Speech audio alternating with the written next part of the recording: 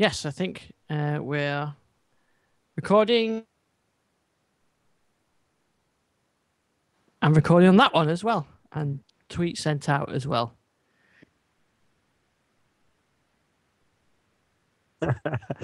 Triple covered.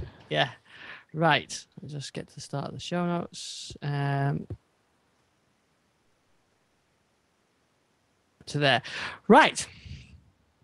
Garry and Jason Coombes, welcome to the show. Well, it's good to be here. Yeah, thanks, Ian. Yeah, it's good to join you again. Yeah, no Andrew, but we've got you instead. Something still slightly suspicious about that, I think. Absolutely. Yeah, still never see us together. Yeah. It's my favourite in every week. They're just virtual. Yeah. Andrew, it's just virtual Jason. Yes. And let's just hope we're not about to be cancelled at any time. Yeah, that's it. We just decided we're not making any money out of these two products. They're going to carry.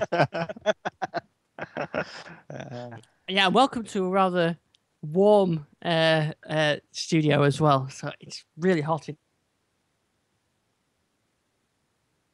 Really warm in the UK. Bit of a change, actually. Yes, it does make a nice change. And I apologise now if there's any loud background noise because my very old hardware Windows home server is blowing like a turbojet at the moment, trying to keep cool. On D, I don't know if you remember how hot those used to run.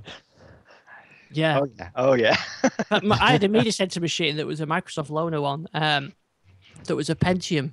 And I used to have that in the living room, and that was a Dell machine, and it was definitely not designed for the living room. It used to whir like a helicopter. I remember the old Prescott series got nicknamed Press Hot. Yes, it might have even been one of those. It had a big fan on it that, well, no, actually, the problem was it didn't have that big a fan on it. It was a fairly small fan, so it revved higher. Because I did go through a stage of building my own machines, and I put a nice quiet one by putting a very big fan on it. I think if you put a 120mm fan on it, then they ran at a lower speed. It's amazing to think, how just a few years ago we were running with those kind of big fans and heat sinks and everything else. Apple came in front of me that's virtually never hear the fan, and it's almost completely quiet. My very small claim to fame is I think I was probably one of the few people that actually built a PC on the old, and I'll see if I remember the name probably now, but the old, was it Rimbus memory? Oh, I remember them, yeah. Yeah. I don't know that people do that now. I mean, I spent quite a lot of time in building my own machine, and I bought a case and a motherboard and a processor and a big Chrome fan for it and an LCD display. And we used to do all sorts of stuff like that. It just doesn't seem to be, I don't know whether it's just I'm out of the loop or whether it's not done anymore. They've all moved over to Raspberry Pis. Yeah. Yeah. I think generally when you look around now, I mean I've always pretty much built my own PCs. The Core 2 Duo desktop PC that we used was home built. The home server was home built, but I think it kind of got to that point where, unless you really wanted to build your own PC, the reason why I got into it is because you could build a decent PC for cheaper than you could buy one. And I don't think that's necessarily the case anymore. Oh, no pun intended. No, it definitely isn't. Form factor stuff, there's no price you can buy them for these days by building. Maybe this is where the sort of the Raspberry Pi brings it back in a little bit, because you are obliged to come up with a case, either one of the guys that we've dealt with, or come up with a solution. But yeah, a PC itself is just so a complete build one is so much easier. I mean, I remember having the problem where sometimes my heatsink wouldn't sit quite right, and it would just got the CPU would go up to massive degrees, and everything, things would trip over, and it's just not having to worry about that is definitely a good thing. Yeah. But you do kind of lose that that element that there's something that you built yourself. Yeah, I mean, again, going back to this desktop PC now, I troubleshooted that for weeks after I built it. because it just kept switching off, and it was really awful. And I started to get to the point where you kind of get to that point where you just wish you just bought something.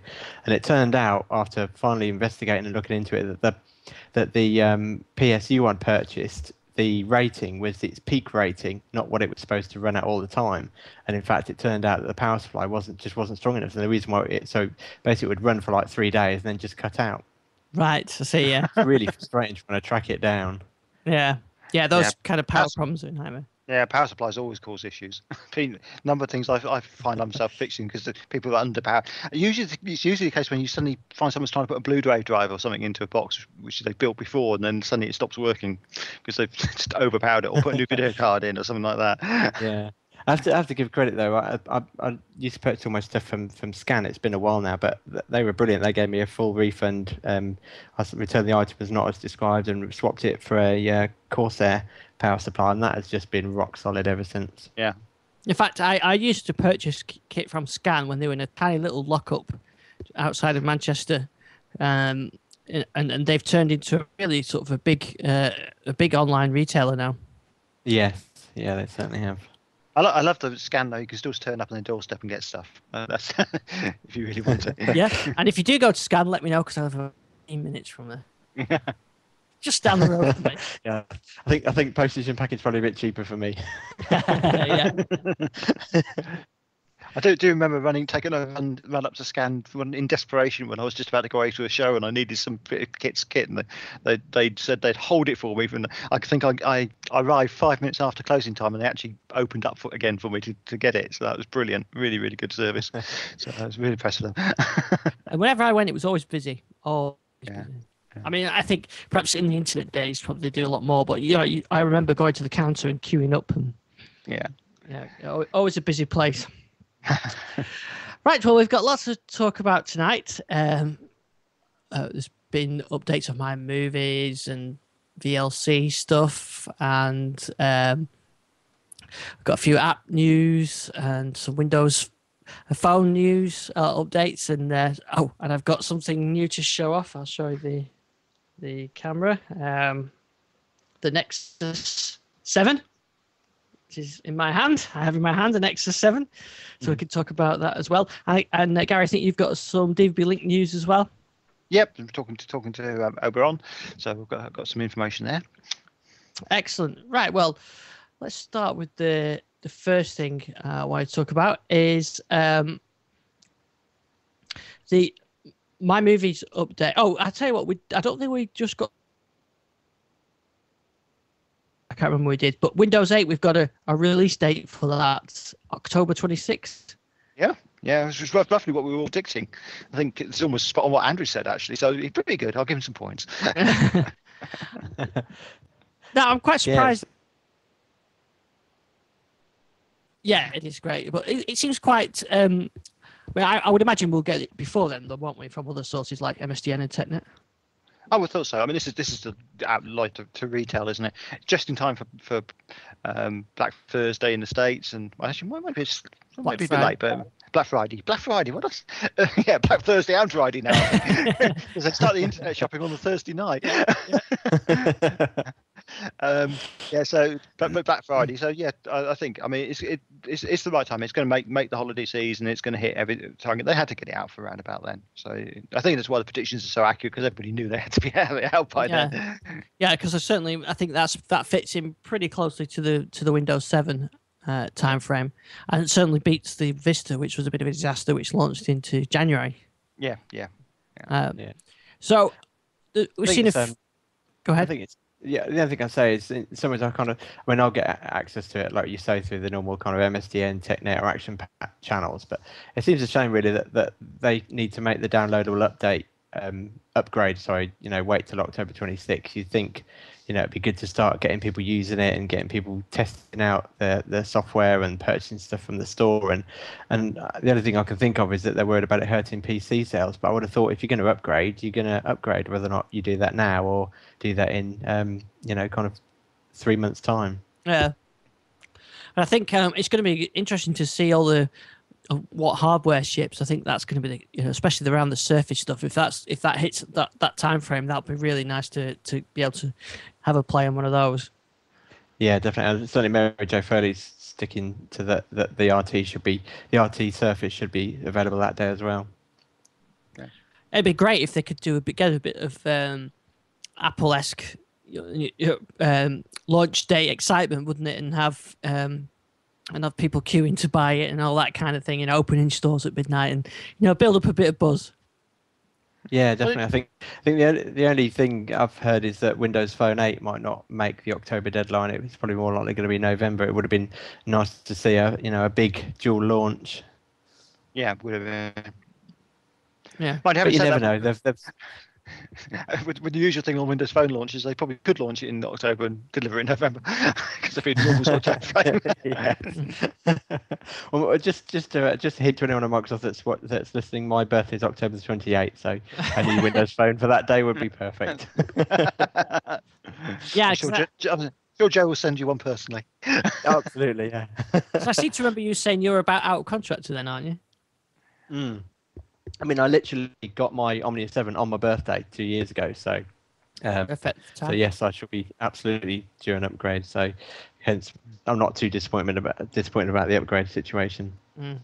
I'm the thing I think I'm looking forward to seeing the most is the RT Surface. I know the Intel one's going to be more flexible and do more, but the RT one is the future of Windows as far as I can sort of see from a consumer side, anyway. Yes, yeah, definitely, and especially which I don't know if you plan to talk about later, but I think especially with these Office web apps because they are so full-featured now. Okay, well, let's go on to that now. So tell us about that. The Office. So I noticed that they got updated this week. Yes, I'm trying to. I literally just listened to your show today from last week, and now I can't remember if you talked about Office or not. I believe that you did. We talked about because I installed the PC version of it. Mm-hmm. Yeah, so today you can now gain access if you use the Office web apps. You can now click a link from the Windows blog. I think also they're kind of pushing it on the SkyDrive website as well that you can now try the beta of the Office web apps. So like Excel, Word, OneNote, and PowerPoint, and they're all multi-edit all at the same time across the entire suite now. And I've actually started using the Office 2013 feature on my laptop at work, and they really do look quite similar in look and feel, and they're quite advanced. Obviously they're not as advanced as the full desktop, but if you were using a Windows RT tablet, I think they could be perfectly adequate for quick edits. Not to mention you've also got some of the Office apps on Windows RT desktop anyway. So. But I think yeah, it's certainly kind of all really coming together. So it's interesting to see it all starting to unravel. Yeah, there is a certain alignment with Office and Windows Phone and Windows 8 that coming together at a similar time. Because I presume that we think that the Windows RT tablets are going to ship with Office, so Office has got to have stable form by October. Yes, apparently, again, this is quoting Mary Jo Foley, but she was saying that the Windows RT services should ship with basically the preview of Office on there, right? Which I would imagine at some point you would get a free upgrade, and whether or not it's going to be on there and you need to pay the subscription fee to use it will be interesting to see. Yeah, it's going to be interesting to see how they do that, because so far I don't think most of the deals that Microsoft have ever done with OEMs has always been for a version which you upgrade at some point. So you get the 30-day trial or whatever, and then you pay the extra money to have it. And there's nothing actually said anywhere I've seen that the RT version is a full version which isn't going to have any other charges on it.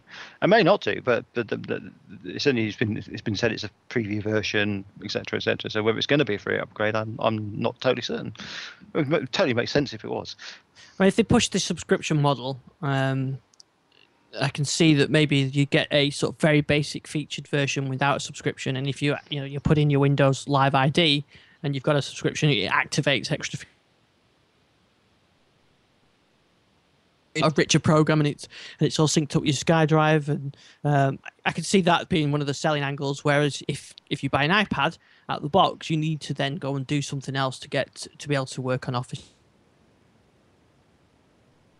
how much it affects a consumer, I'm not quite sure, but certainly people, it is a selling feature, definitely. Yeah, and I'm kind of apprehensive about the whole Office subscription model. Now I know that there will still be shrink wrapped versions that you can just go out and buy as they are now, but I was thinking, it's on the one hand, having Office available and being able to use it up to 5 devices, and let's say it's £5 a month. That sounds like a good deal, and certainly if you were to upgrade Office every 2 years, it is a good deal.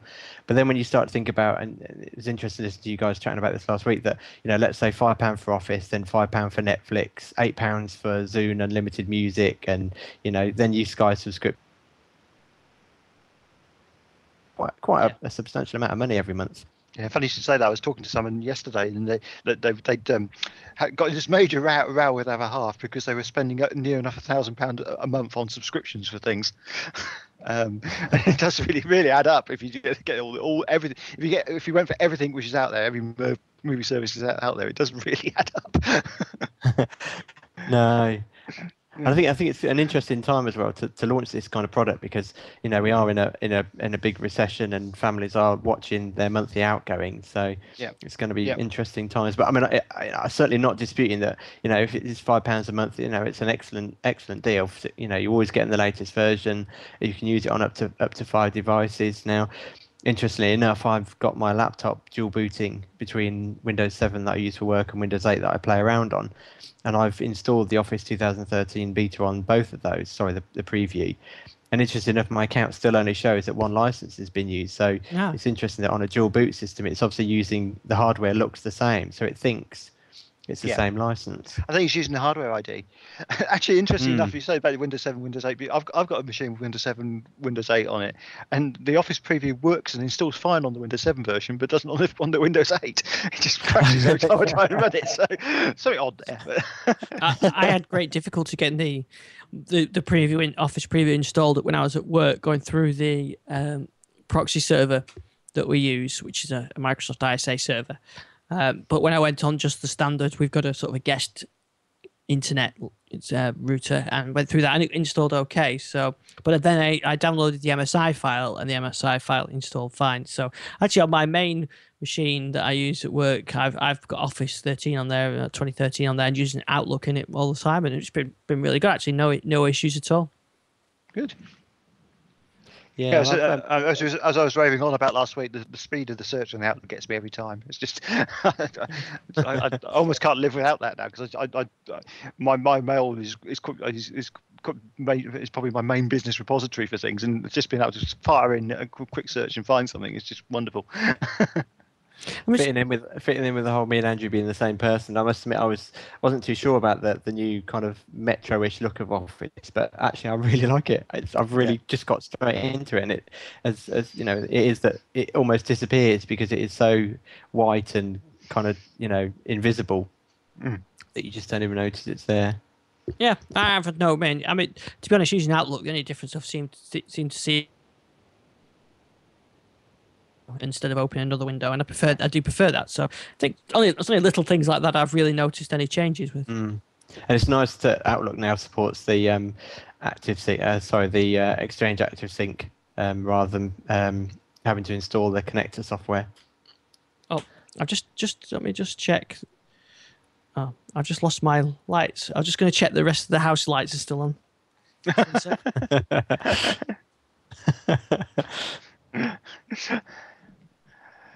We can talk about it now. Yeah, absolutely.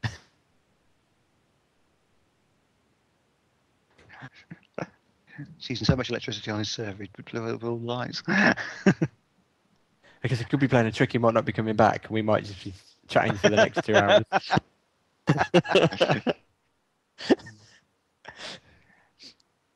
Wait for the big thud and then go, Ian? Yeah. Ian? Anybody there?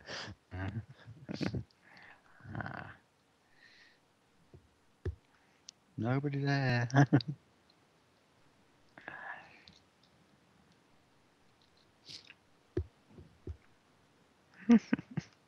Yeah, one of the problems I did have with Outlook was getting to authenticate the new version. It took me ages to get it to authenticate against my Exchange server. Really. Right. No, I mean, I did an upgrade, and it just kind of picked up all the settings and off it went. Yeah.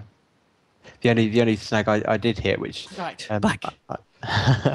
which I figured out myself, and wish I'd quickly had a chance to do a post, because I think we'd have been one of the first on TDL, was that you need to use the m.hotmail.com server address. I think WP Central, I think, was the first in the end.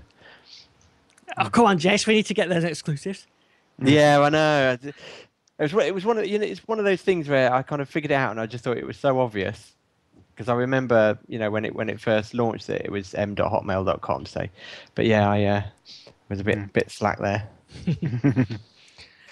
Yeah, so just my bulb went in the room, and it tripped off the power upstairs, or the lights upstairs, not the whole power. Very sensitive, these circuit breakers. Yep, that's just as well though. Yes. You get that when we live in rural locations here, where we only just got electricity a couple of years ago, So yeah, so far I'm pretty impressed with the Office stuff, but it does lead an interesting question about this kind of debate going around about consumption devices versus creation devices, and whether a Surface is going to be a consumption and a creation device. An iPad, what is the iPad? What is the Nexus tablet? And Office does lean it towards the being able to be a creation device as well as a consumption device. I think, I think that the Surface kind of made that was the last piece in the jigsaw puzzle for me, because I was looking at getting, it's an RT tablet I want, and I was looking at it as primarily a consumption device. But I think because you haven't got to make the choice about carrying that keyboard around with you or not, it's just there. I think it should really bridge that gap, and having the pen that there. I can't remember the right name for it, but the digitizer pen there, so that you can get that bit of precision quickly without necessarily having to pull the keyboard out and start using the mouse. I think I really can see it bridging that divide. I really hope so. Anyway, that's my hope. Because I know, people say that the iPad can be a creation device, but because Apple have a very close, for want of a better word, view of how they should be used, they don't sell it with a pen. They don't sell it with a keyboard that can be easily attached. And I've got people that have got iPads, and they've bought these sophisticated leather cases that means they can strap in a keyboard so that it's kind of just there. But then it becomes this really chunky device that you carry around. Yeah, I wouldn't add anything extra to the iPad. He makes it heavier and thicker than the MacBook Air, so there's no point to it. Only the only thing I think that could sort of fit between those is the Surface RT with that really slim keyboard. So I'm really going to be interested to see, because when I'm out and about, email is never an issue on any devices. That doesn't really a problem now. The thing that I still have an issue with, and prefer my one of my PCs on Mac to do, is to do blog posts. I use Blogsy on the iPad, but it's fiddly, and it's not the typing, it's the getting the images and cropping the images and putting the tags on, and just the kind of some of the other stuff. And Blogsy, I've got about the closest as I'm going to get. I can do a bit of formatting with it and whatever, but really it takes twice as long as doing it from the Air, and especially if you're doing something, say a post about an iTunes app, an iOS app, and when you do it on the iPad, it takes you to the store and you can't copy and paste it, and all this kind of restrictions, and I think that's what I find fiddly. So whether whether the Surface would be a bit more flexible, so I definitely definitely going to be interested to see how that fits in with all these devices that are out there now. Yeah, no, I really do feel that what makes it special is that keyboard. And me and Ed were chatting about this, that with your transformer style tablets, I think you potentially run into two use case scenarios. One where you haven't got the keyboard, but you just quickly need it, but you can't be bothered to go and get it, or you end up with the keyboard permanently attached, in which case it's just a laptop, and it kind of makes it cumbersome for using as a touch device. Whereas because that keyboard is so thin and just kind of disappears around the back as thin as a cover, I think the keyboard is just with you, but at the same time it vanishes when you don't need it. So I really do have high hopes. I really think it can bridge that divide. Yeah, I think you're right. I mean, I remember when I had my my HP one with the detachable keyboard. I always had it detached, more or less, because as soon as you wanted to do anything, you had to have detached the keyboard anyway, and you were carrying with it anyway, so you might as well just carry it around all the time. Because the only other third form factor is with the screens that rotate and flip over, but then you've got this really chunky tablet, and when I'm finding more and more that the Iconia is a heavy device to hold and use as a tablet. So I think I think it's going to be interesting. But yeah, hopefully if Microsoft would like to send me a review device, I shall prove myself right. Here's Gary's prediction for tonight. I reckon within 2 years we'll have a tablet with a built-in Kinect, and it'll be the new very sensitive Kinect technology. That sounds good. And I reckon that will be your keyboard. The only problem I can find with that, and I've tried virtual Kinect keyboard type things which are out there as sort of test beds. The problem you find is actually locating where you are. You almost need a 3D vision in front of you to actually see where the keyboard is first. One of those laser projectors to project a virtual 3D keyboard in front of you at the same time. But the technology should work really well, and the whole gesture control as well. And the idea of being able to gesture control without actually touching, I think, with so much Windows 8 is so much lined up for that. I'm surprised there's actually not been more talk about using Kinect with Windows 8.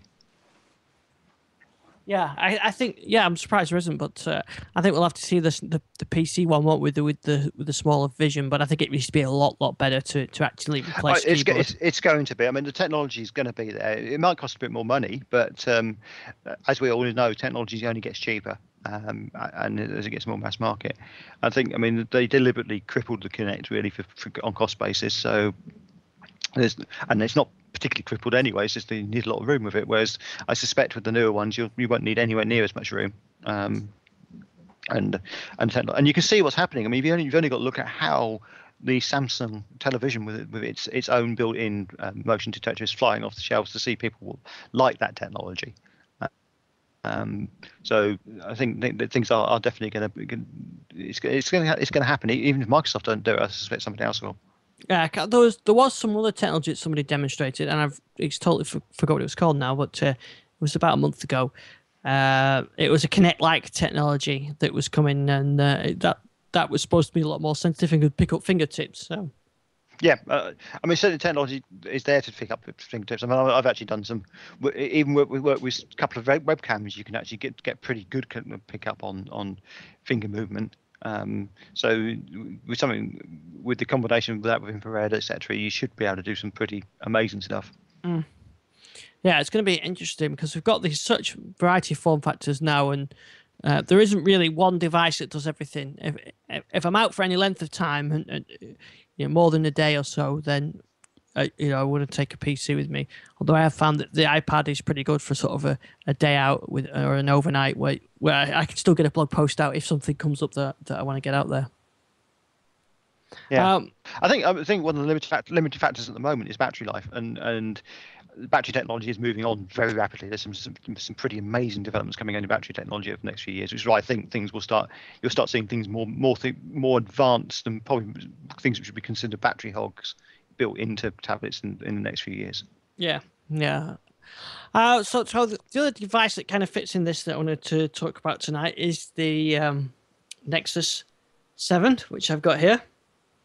And I have to say, for first impressions and using this over the weekend, it's a very, very impressive device. I don't know if you've seen that yet. No, I haven't seen one up close, but I am curious to know if you're using it as a phone or not, Ian. Well, I knew someone would say that. And so I don't know if you can see on the camera, you can see that I've got the 5-point-something-inch Galaxy, and then the thing. This actually makes a perfect phone. I think 7-inch is the perfect size for a phone. But there's no SIM card in it, but a bit of Skype, and I'd be fine using that as a phone. In fact, it actually fits in the pocket, which is so. I mean, I do carry my iPad around quite often, but you've got to have some kind of bag to fit it in. A man bag, of course. Look very, very straight, very cool, obviously. But I found this in terms of physical size. I've got a Kindle, and I think mine's a second generation Kindle, one with the keyboard on the bottom. So you can see the Kindle there. It's actually almost identical footprint between the two. So I've got a Kindle case, and the Nexus fits perfectly in the Kindle case. So you can get an idea of the size, and so it just kind of fit in a pair of jeans pockets, which is quite nice. But yeah, I've been really impressed with it. It's very fast, fast and fluid. In fact, what they had a thing, they called it buttery smooth, didn't they? That was their buttery smooth. Yeah, that's what they called it.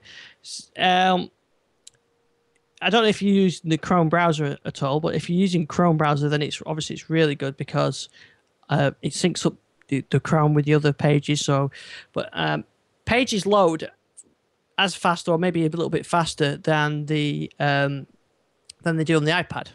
So, as I said in the review, it's really probably not really a direct rival for the iPad. The iPad, £400. The 16 gig is £200. So you're not talking maybe like for like, but in terms of what they do overlap a great deal.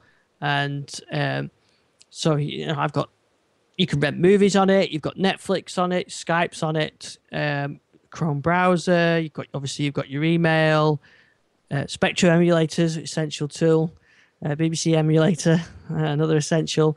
You've got your Sky Plus on there, and you've got many of the apps that you use on an iPad or on your Android phone. You've got on here, and the mapping, everything else, and it's very, very fast, very easy to move around. And for the price of it, if someone was thinking of just getting something to consume internet content, then you've got to say, I think this, if you've got a budget, this has got to be a really strong rival to the iPad, especially if you've already got an Android phone.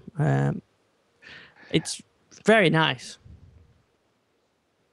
Go ahead, Gary. I didn't notice in the chat said, we all talking at once.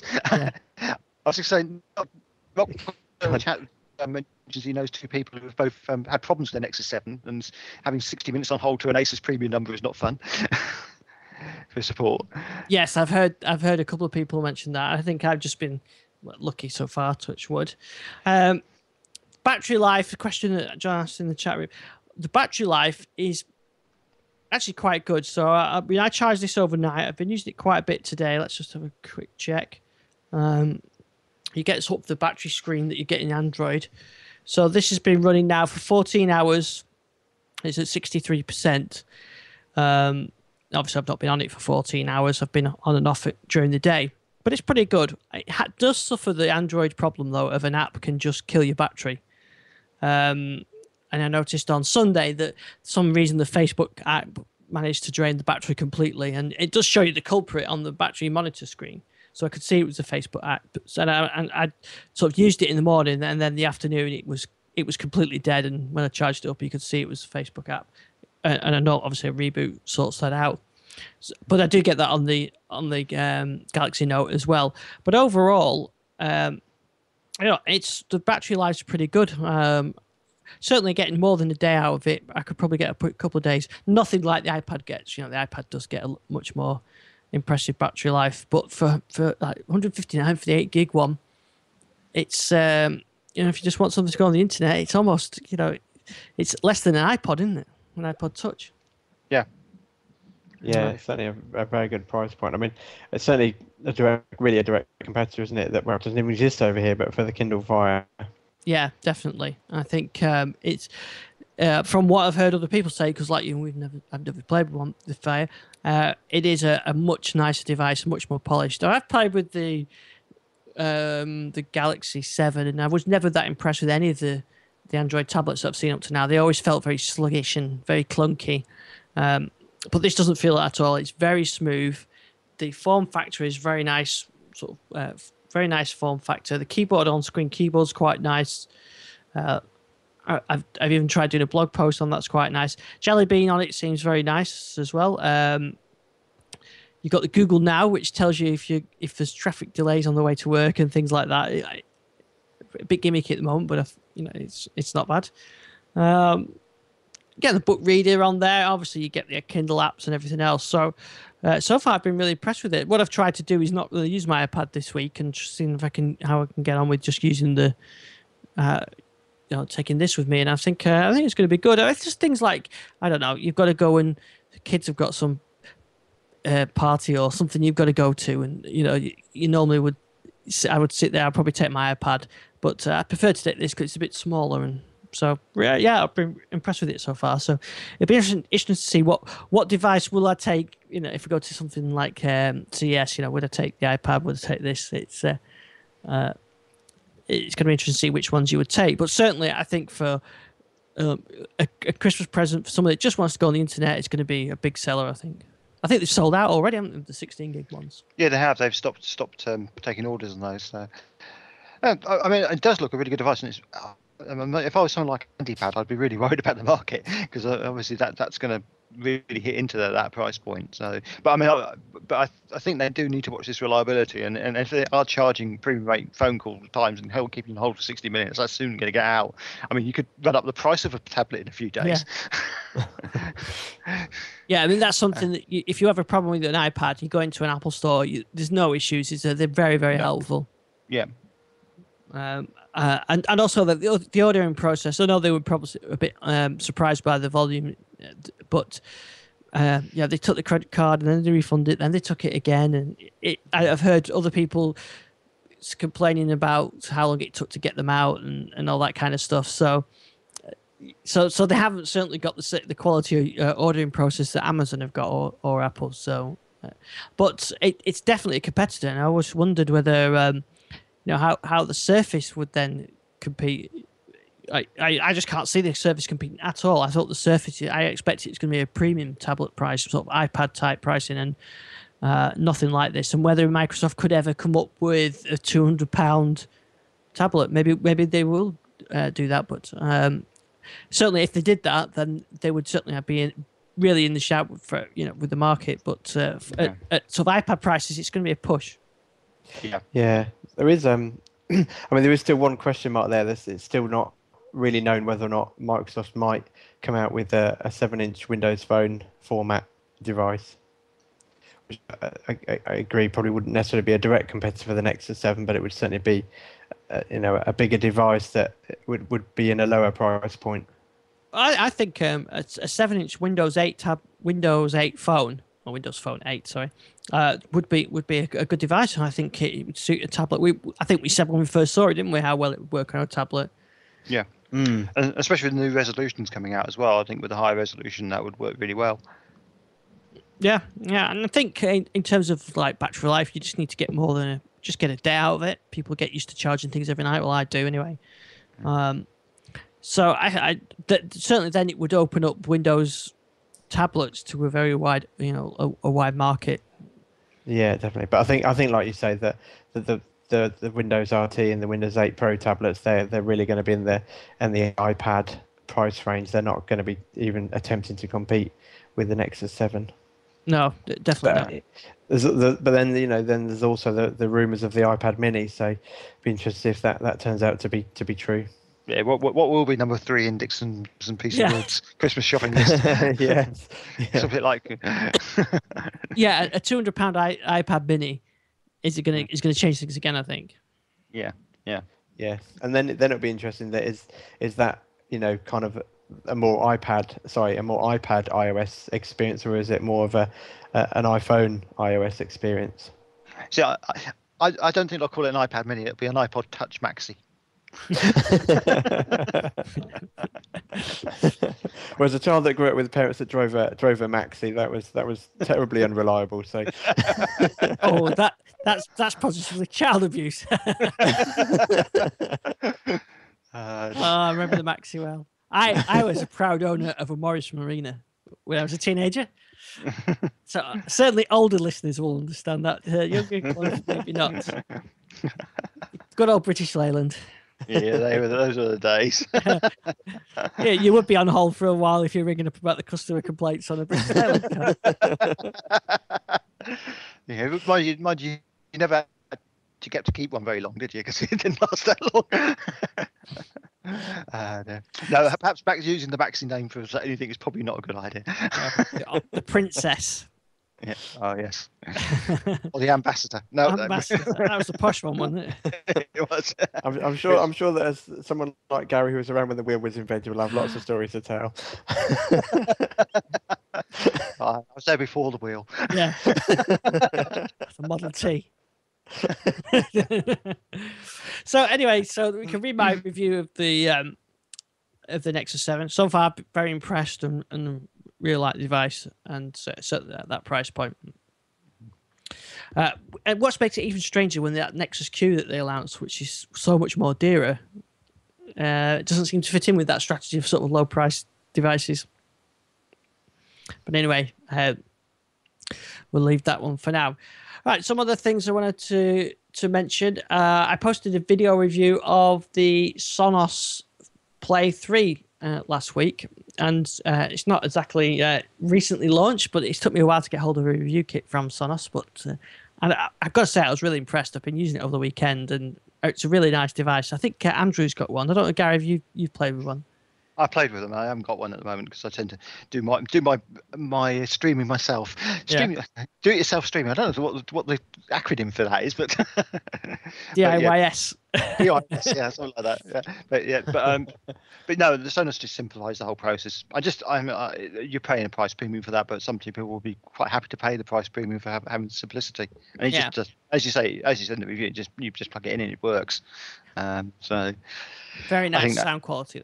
Yeah, the sound quality is good. Although the streaming isn't as high bit rate as some other ways of doing streaming, so that's always something to consider if you sort of. I know a few of I mentioned my audiophile friend who sort of poo-poos the whole Sonos thing because it's not high enough bit rate for him.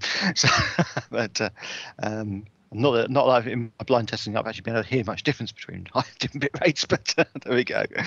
We're not wanting to go on about the age thing, but as you get older, you can't hear the higher frequencies, can you, as well? I don't want to go on about that. Actually, I can tell some story or two of that, but that's not necessary to do with age. It abuses it. Yeah, it's how you abused your ears as you were younger. Yeah, those headbanging days. All those Rolling Stones gigs. And... Do you realise anyone listening to the show that's never met or seen Gary must think he's in his his 70s or 80s or something, and they must think that me and Andrew are now obviously in our early 20s. Which of course I am. Everybody's always amazed how amazed I young look when they actually see me. That's right, yeah. We're very young looking old guys. Of course, Jason. I was going to say I was at the Sequel in the City event the other week, and a lot of the presenters are kind of Americans, and he'd got a slide with Status Quo on it, and he didn't know who they were. They obviously work all over the world then. No, absolutely. They go to show you can do quite a lot with 3 chords. Yeah. Nothing wrong with 3 chords. No, definitely not. Rockwell says, Gary, were you the missing Rolling Stone? Yeah, long missing. Yeah. Okay, so let's get back to some other bits and pieces I want to talk about before this gets any more insulting for Gary. I must roll with it. You you take this very well, yeah. And from me and Andrew especially, because you are, not that young ourselves, you do take it very well. So. Obviously, I am. I'm a lot younger than Andrew. Yeah. Anyway, my movies have seen a bit busy this week. They've done lots of updates for iPhone, Android, Mac, and 2 new versions for a version for Windows Home Server 2011 and Media Center version. Yep, yeah, nice new updates, some nice features in there. Actually, some quite good features if you're not a Media Center user and you're looking at migrating to some of the other options out there. They've included an exporter for the metadata to JR Media Center format. So if you're one of the JR Media Center users, you can now use My Movies to generate your movie information, which is a lot better than what you get in JR Media Center. I am getting around to writing the review of that J River Media Center. So I haven't got around to it yet because it's such a complex product. But certainly, I know quite a few people are using that now, so that's a good thing to see. And they've been crying out for My Movie support, so good they put that in there. Very responsive. Yeah. I think they have to change. One thing which I'm finding quite annoying, but fortunately you can turn it off, is when you start up My Movies, it now prompts you and says, "This is how many points you've got. This is what you've got for your points. This is what you could get if you bought more points," and gives you a sort of comparison chart, which I suppose is quite nice if you didn't know what was out there. But I'm glad they turn off option on it because it does get a bit annoying. I know how many points I've got. I know what I can do. Yeah, once you know, you know. Yeah. Yeah, you don't need to keep knowing. Don't keep telling me. Yeah, I think there was also the home server version was updated as well, so it's good to see that My Movies are still supporting home server. Yeah. And so they're going to carry on for a while, so that's good to see. Yeah. So I think they're up to 2.11 PR6 for home server and 4.03 PR6 for My Movies. They must be getting very close to release versions of those now. They must. PR6, yeah. It's almost as bad as DVBLink with their betas. Just don't last quite so long. Some of the betas this week there's another issue of VLC for Android. I love the little warning message about telling you that impending doom if you try it. It's a tongue-in-cheek little thing, but yeah, it's very nice. So, looking good. I've got that on the Nexus as well as my phone, and it's a good player. So, it's very much like the desktop product. You seem to be able to sort of play most things on it. I got it to play just an AVI file, and no issues at all. Where the native player wouldn't play it, so that's pretty good. And talk about My Movies, they've also updated the Android client to 1.84, which is a very good thing they've done because it was crashing an awful lot on Android 4 clients, so that seems to sorted that out. Yeah, definitely. And I think the iOS version was updated as well. Yeah. Talk about Android as well. My Samsung seems to be in for some reason my Note seems to get all the updates for everybody else at the moment. So says Ian Dixon's Note, please send. Yeah, I got 4.04 for the Note this week. Now it's not Jelly Bean, which I'd like because I've got really used to that on the Nexus now. But it has got some nice little things, and it's got this amazing concept of a window within the screen. And I don't know whether other software manufacturers look at that as an operating system and I don't know, call it something like Windows or something like that. But the video player allows you to take it from full screen mode and make it into a small window. Mm-hmm. So you can carry on doing something else, and the video window is just like a thumbnail overlaid over the screen, and you can move it around with your finger. So, which on the big screen on the Note is actually quite nice. So you could be watching a movie, say, and then some emails come in. You can carry on watching the movie and have it in the bottom corner while you're doing your email. So, yep, it's almost like a windowing feature. Yeah. Yes. Well, as Microsoft are moving away from Windows, I'm sure people can take over that concept. And there's also a signature unlock, which I haven't really I didn't really I tried, but it's not really for me because it means you've got to get the pen out to unlock it, or use your finger to do your signature. So I've actually put it on the face unlock on the Nexus, which does work most of the time. Yeah. And then when it doesn't detect your face, you can just use a secondary thing like a pattern login or whatever. So yeah. It's quite spooky, that. There was a new release of Plex this week for Android. Yep, with remote control and much better streaming on it, apparently. My friend who's got the Andy Pad's got that on there and says it's really, really good. And more SkyGo support for Android as well. Yep, yeah, so ICS devices now can get it. There were a few other on the list as well, in addition to anything with ICS. So that's really good. I mean, and the fact that ICS supports it obviously means those of our listeners who did pick up the Andy Pads and upgraded to the ICS build, they can actually now run SkyGo on those as well.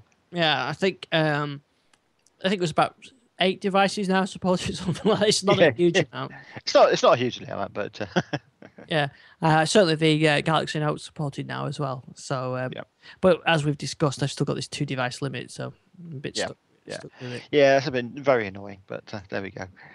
That's one thing I noticed we're missing from the Nexus 7 isn't supported by Sky Go, and neither is BBC iPlayer as well, which I'm sure is just a matter of time before that rolls out. But that, I mean, the 7-inch format is very nice for video streaming, so it's a shame that the BBC iPlayer is not on there. ITV works.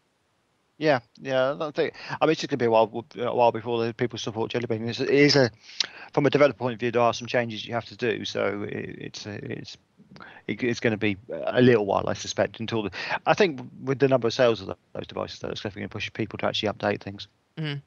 And another thing around the Android apps and actually the iOS as well is the Sky Plus app has now gained an Olympics filter, which is good if the internet had an Olympic filter as well, wouldn't it? Yes. Yeah, so as that all kicks off this week. Yep, yeah, it did. So I've actually had an email in from a listener. Would you believe? And it's about I reviewed that Draytech a week or so back, and basically the question was, have I mentioned to support IPv6? Can you explain IPv6 to me?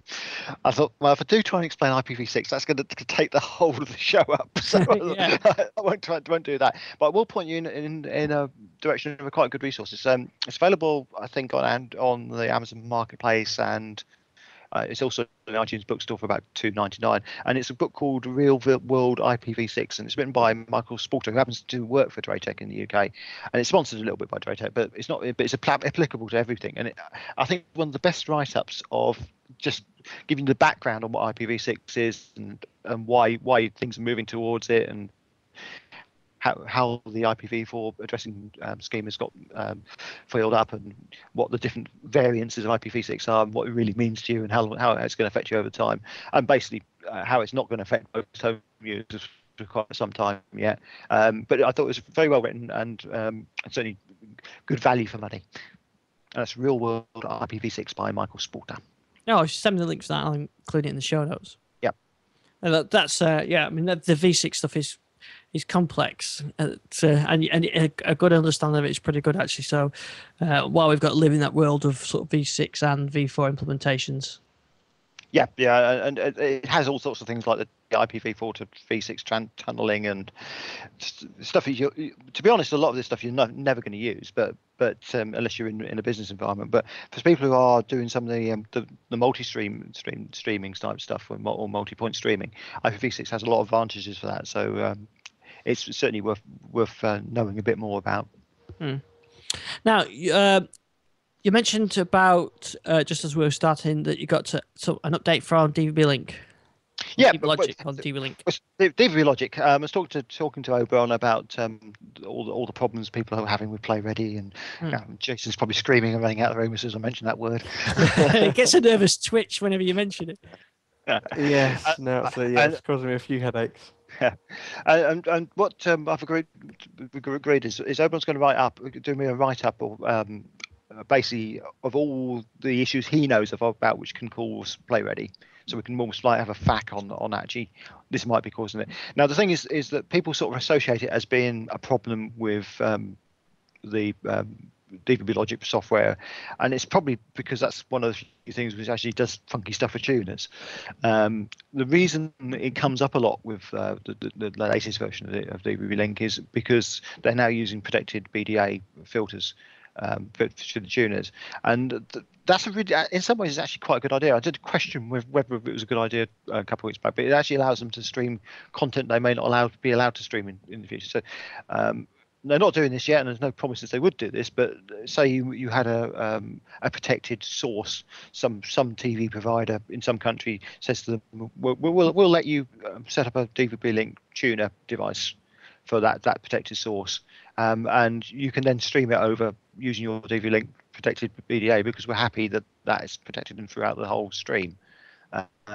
So they couldn't have done that before because the BDA one wouldn't have offered the protection that the provider would have liked. So there are some advantages there, but the problem with it is that the whole protected BDA uses Microsoft Play Ready as its encryption mechanism, and it's very flaky at the moment. And it's not flaky to rate extent. It's really flaky within the PBDA standard that Microsoft will put up. And basically anything which goes odd with the tuner can cause the play ready message to pop up. So if you get some corruption on the tuner, the tuner's not tuned in. One of the classic ones is something like BBC Three, for example, which is off air at a certain point, and then suddenly comes on there. That can trigger a play ready type thing because it just doesn't like the transition. So there's a few things that can be done to avoid it. One of the classic ones is to avoid having encrypted channels you can't decode in your TV guide, because as you go past those channels in the TV guide, it can cause a play ready message to pop up. Oh, so yeah. That one's a quick fix. If people are, particularly people who've got satellite channels and happen to have some of the Sky ones listed, take those out of your listing, and that will actually then avoid that potentially triggering that as you just browse through the guide, or at least there are some of them on Freeview as well, aren't there?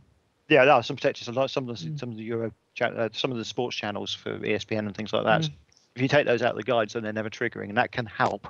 It's not an overall solution, but that's certainly one of the trigger points.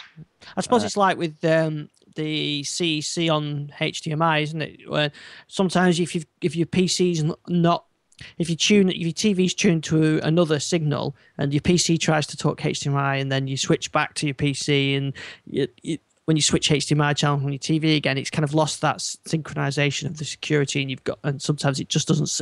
It comes up with a copy protection message. I've seen that before.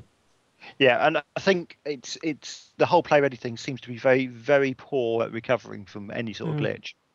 If you lose synchronization for any even minuscule moment, it seems to flake out. And I know that the DVBLink guys are working really hard to try and avoid some of the issues that was occurring, but it's a very difficult thing for them, and it's a trade-off. And maybe one thing they could think about, and I did discuss this with them, is the idea of having maybe just a PDA tuner as an option. So that if you don't switch it in, you switch it in. But that's an awful lot of work for them to do. So it's the one thing I seem to have managed to stumble upon to minimise the impact is on the settings. I've deactivated the option to play the special stream on no tuner lock, or for example, I remember that was originally put in to solve that kind of BBC Three issue, that when BBC Three wasn't broadcasting, it would put that special stream in, and it would prevent the first recording from failing when the channel went live.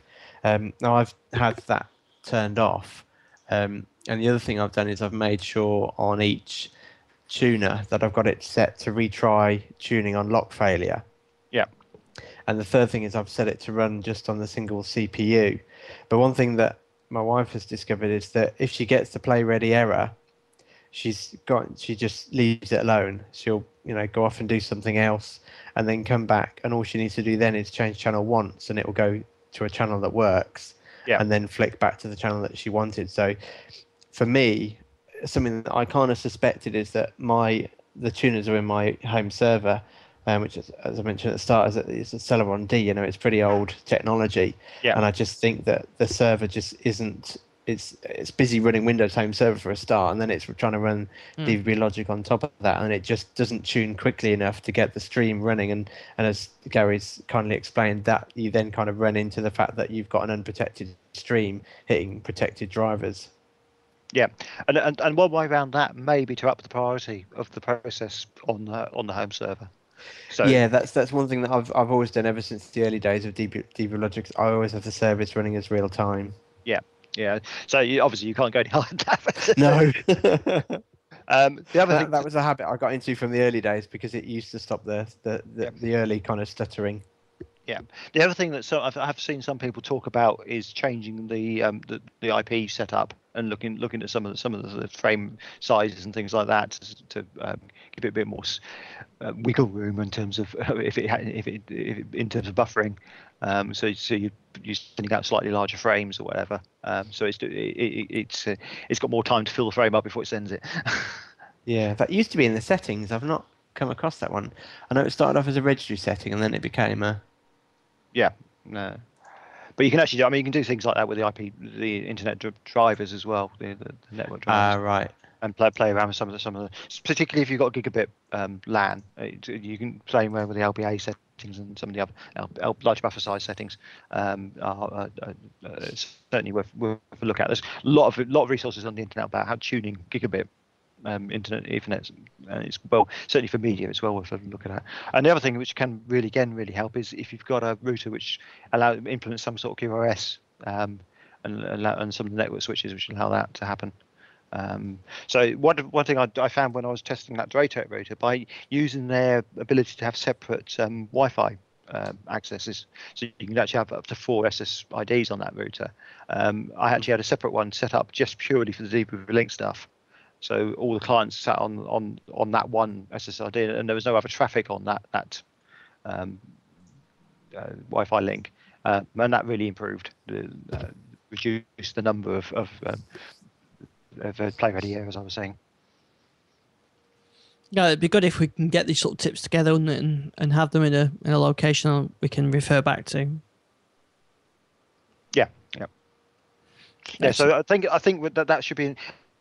It would take him a little while because it's something he's been working on for a little while anyway. Because it's obviously something they get a lot in the forums there, and it must be really frustrating for them because it's not actually their error, but obviously it's something which people associate with the new version because of the fact they went to the PPDA drivers.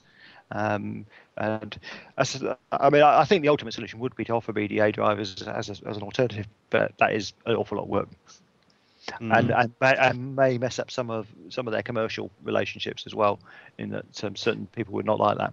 So, because I know a funny issue I've run into more recently, in that if you, for example, if the first time we try and use Media Center on the Iconia, that when you get this error, or sometimes when you try and select a live TV channel, it actually comes up with all tuners are in use. You need to stop the recording of this show. And actually it's showing you the channel that you're currently watching and trying to switch to the same channel, and it's not even a show that you're recording. So I just wonder if that's also maybe an issue with the whole BDA drivers. Because we've got 4 tuners, so it can't possibly all be in use at the same time. I think, to be honest, I think that's a catch-all message from that probably is down to DVBLink. That it's a catch-all message for other things. And maybe this is not quite synced up, and I say you've got your server may not be able to churn out, because that's the other thing, of course, about PPDA. There is an overhead for the encryption on there, and it may be I'm not sure if they're encrypting everything. So if they are encrypting everything, then that would be obviously an additional overhead for your home server to churn out. So faster processor. Time to upgrade. Yeah. Absolutely, yeah. It just got really good justification now, Jason. You can just say, well, if I upgrade the home server, it'll probably get rid of most of the play ready messages. Yeah, I did try that one. The answer I got was, let's just go out and buy a PVR. Yeah, it's difficult to argue with that one. Yeah. Sometimes you're paying to get from being on bleeding edge. At the same time, I have to say credit where credit's due. DVBLink is a great product. Yeah, we've got a few niggles, and I've said before, I'm sure it is down to my old hardware primarily. But we wouldn't have Media Center live TV on the Iconia if it wasn't for a product like DVBLink. So, I really don't want to put someone off trying it, because it really is worth the effort to get it working. Yeah, I think so. It'd be interesting to see how the whole DVBLink outside of Media Center works out, with the recording server and things like that. Now, in terms of, I don't know if you've seen Dangelis's tweets recently about his using is it Media Browser? Yeah. Media Portal, I think.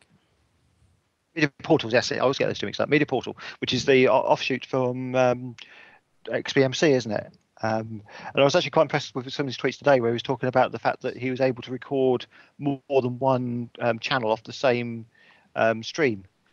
So he was actually recording far more channels than he's actually got tuners. Yeah, that's impressive. Because obviously you can get multiple channels on the same transponder. So yeah, I thought that was quite impressive. So hopefully we'll have to persuade him to write a post about that, because it does sound really interesting. There certainly are getting to be quite a few alternatives out there to Media Center for this sort of stuff. I mean, I know I've been looking at JR Media Center primarily for its audio qualities, and I am going to get the post written about how to use Media Center with JR Media Center, the audio output, because I've had a lot of feedback on that. It's just very complex to write, to let alone do. Well, actually, it's probably simpler to do than it is to write, but it's still quite complex. But having looked at it primarily with the audio, but it's got some very good video features in there as well. It's got one of the things it's got this ability to basically play anything. It sucks in codecs off the internet as and when needed to actually play things. So you can phone any video and it will play it, which is quite impressive. So I think that's there's certainly some competitors out there. But nothing yet which has grabbed me away from Media Center because of the pure simplicity of the Metro design of it. I still think that's one of the classic bits of UI design. Yeah, I'll look forward to reading your post, and I spoke to Danglis and said, "Come on, tell us about what you've been doing." So I'm nagging him as well. Yeah. No, I'm still really excited to see DVBLink running on Raspberry Pi as my trueness source is feeding into Media Center. Yep, there's so much potential. Yeah, because I mean they talked about a Linux-based server in the past, so you can certainly see the potential there. I just think that the whole thing with the problem I have at the moment, I think, with the whole DV logic thing is that they do need to just finish off some fine edges on it and actually do things before they move on to too many new features. And that's quite difficult when you're crossing platforms as well. If you're looking at doing alliance versions and things like that, that's going to take an awful lot of time to do, and then maintaining two versions becomes an issue. So it's probably better to clear those edges off before you move on too far. Yeah, that's it. Yeah, as enthusiasts, we always want more. Oh yeah, and that's the trade-off you get. You're always pushing, because you're almost disappointed if a release comes out for something and hasn't got any new features in. Yeah, but quite often what you actually really want it to do is fix the problem you've got. So that's a tricky trade-off. I don't quite know how you manage that, and also I mean it's an interesting business model as well these days, because I mean, what other industry would you be in where you buy something once and then expect people to keep changing it and giving you new stuff for it? Imagine you bought a car and then every 2 weeks you expect them to come along and add a new feature to it, new gearbox, new accelerator, new engine. You bought it once.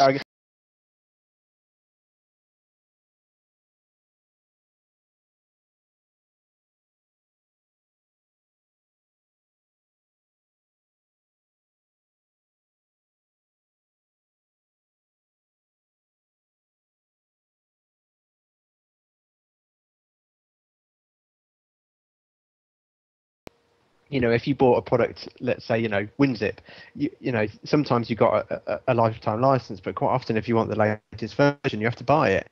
Where suddenly along came the iPhone with the App Store, and you just expected that you bought it once, and that's it. Every update, every minor update, you just expected to get it for free, and that's really, comes back to that whole argument that now that you buy a phone and you expect that it's going to run the next major release of the operating system. And that goes so against the grain of what we're used to in the software industry. And it's not a maintainable from most software major sort of from the hobbyist. Maybe it is maintainable because you like actually tweak and maintain your software anyway. But from someone who's actually in it for the business and actually trying to make money, it's not a maintainable way of doing things, because you can't. I mean, the churn's not there with something like the iPad. You just don't.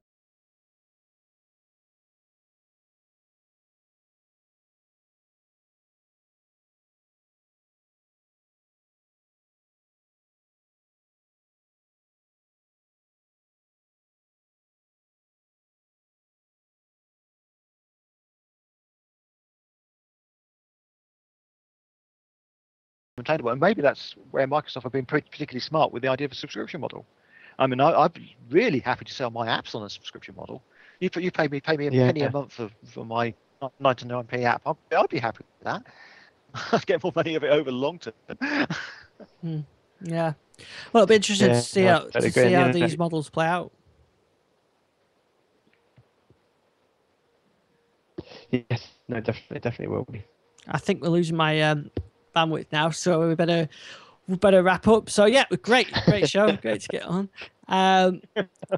So Jason, just remind us where we are, where we can follow you.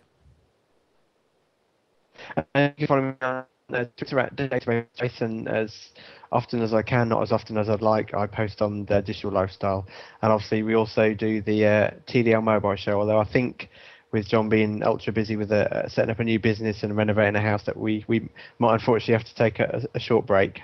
Yeah, I think we'll have to get you some new friends to play with. Yeah, so again, if anyone listens to your show that's interested in talking, Android or iPhone, obviously, we don't need anyone else blathering on about Windows Phone all the time. If that's your interest, then more than welcome. It'd be great to get some more hosts going and get back onto a regular schedule, because I absolutely love recording the show with Ed Bot, and I'd really like to do more shows like that. Yeah, just take a lot of time and planning those things. But I really enjoyed the Ed Bot one. And Gary, where do we find you? Well, I'm on the digitallifestyle.com as well, and I try to post regularly, although I'm a bit snowed down with review stuff at the moment, which are some of the most slightly long-term reviews, which are taking me a while to write, but I will get them out there, I promise. And also, you can follow me at Garry WMA on Twitter. Excellent. Well, all the reviews are always interesting. Yeah, they take more time to do, but they're always worth reading. Yeah, so I Sorry, Jay. I should also mention my other Twitter handle, which is at @aedney. And your new site, Connected Digital World, isn't it? Yes, connecteddigitalworld.com. And he's even more connected than he used to be. With his high broadband. I was going to say about the reviews. I mean, things like the Draytech review, that took me about 4 weeks to do, because you can't just churn out a review about a router. You've got to actually test them thoroughly. And I'm doing some SSD drives at the moment, and you wouldn't want to just test those overnight. You need them on a longer period of time to make sure they're actually going to work reliably for people. Yeah. So all those things will be coming soon. Excellent.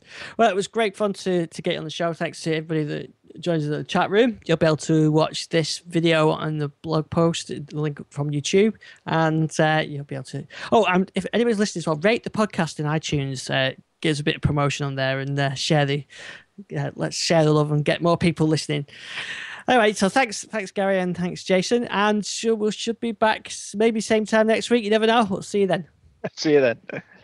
Cheers.